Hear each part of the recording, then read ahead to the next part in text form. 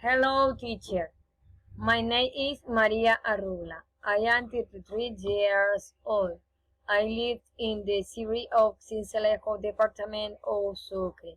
In this video, they explain different situations and which we listen to speak English, wondering directly if English is easy difficult.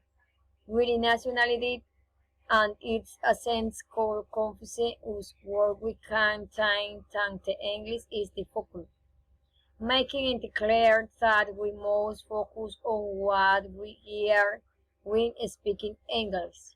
Also taking into account the boring and fast language in the minute 30-31 it is spoken in the Portuguese language.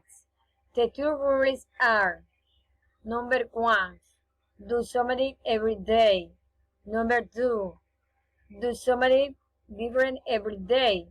We waste 10 or 15 minutes a day watching videos, music, and different accents 2 or 3 times the exercise on a daily basis independently. I recommend apps that are in the Play Store that have words of different levels of English. The materials to study English, we find them on the internet, example YouTube. There are many tutorials that can be recursive for learning English.